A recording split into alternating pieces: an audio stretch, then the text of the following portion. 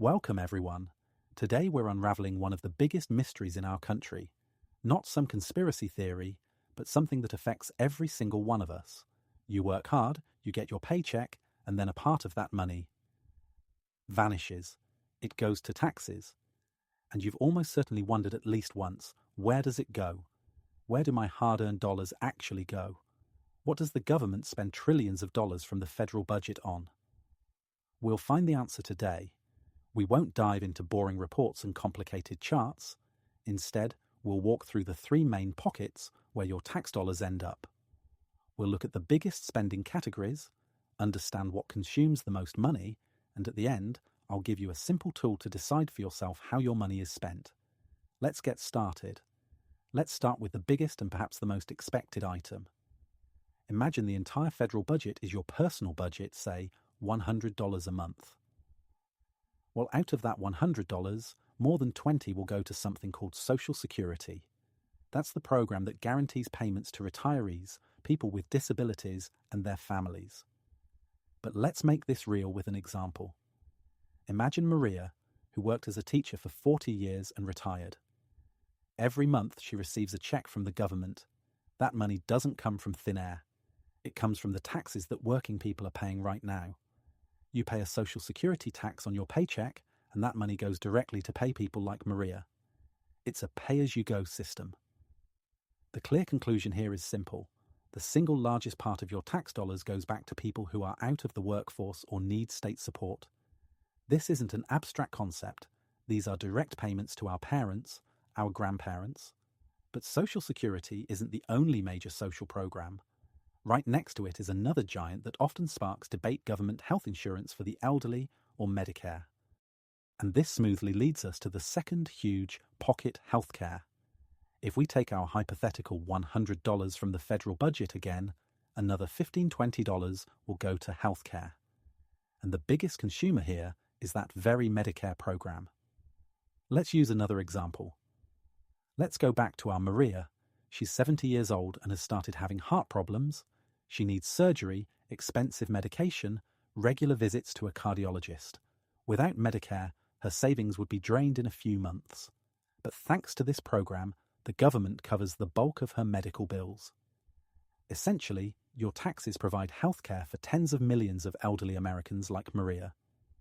The clear takeaway from this section is, the federal government is the single largest purchaser of healthcare in the country. Your taxes pay for doctors, drugs, hospitals, and surgeries for the most vulnerable segments of the population, the elderly and the poor, through the Medicaid program. It's a colossal system that costs trillions. But so far, we've talked about support programs for people. What about everything else? What about the military, roads, science, and education?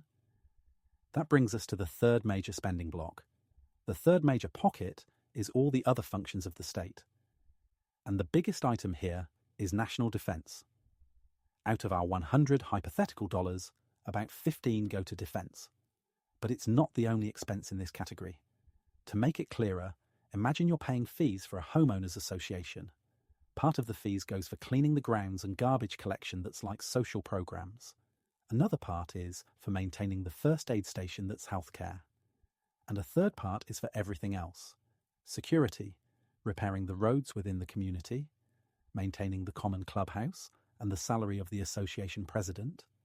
That's precisely what our third category does. A concrete example? Let's say you're driving on a modern highway built a couple of years ago. Its construction was partly funded by the federal budget. Or your child attends a public school that receives federal grants for free lunch programs for low-income children. Or you hear on the news about a new NASA satellite launch. Or you get help from the FBI if your identity is stolen. All of these are expenses from that third pocket. The conclusion: besides direct payments to citizens and healthcare, your taxes work to maintain the entire infrastructure of the country. They pay for safety, roads, education, scientific research, courts, emergency services, and much more. This is what holds the nation together and allows society to function. But now that we see the whole picture, what do we do with this information? So we've walked through the three main areas: social benefits, healthcare, and everything else that makes the country a country. The picture that emerges is this. The vast majority of your taxes don't go to some dark, obscure purposes, but to very specific and massive things that affect everyone. It's the security of our elderly, their health, and the functioning of everything around us. But knowing is one thing. Having the power to change something is another. And here's a simple call to action for you. The most important step you can take after this video is not just to absorb this information, but to become a more conscious citizen. First, talk about it. Discuss it with friends, family, colleagues. Find out what they think about the budget allocation. Do they think too much is spent on defense and too little on education? Or vice versa? Second, and most important, use your vote. The budget isn't something that falls from the sky. It's passed by politicians you elect. If you're not happy with how the money is distributed, find out your candidate's positions on budget issues. Go vote. Participate in your community. The federal budget is a reflection of our national priorities. It's our collective answer to the question, what is important to us as a nation? And your voice needs to be part of that answer. If this video helped you see the bigger picture, then do us a favor. Hit that like button. It really helps the channel. And if you want to join us as we break down more complex topics, make sure to subscribe. Thanks for watching. Stay curious, stay active,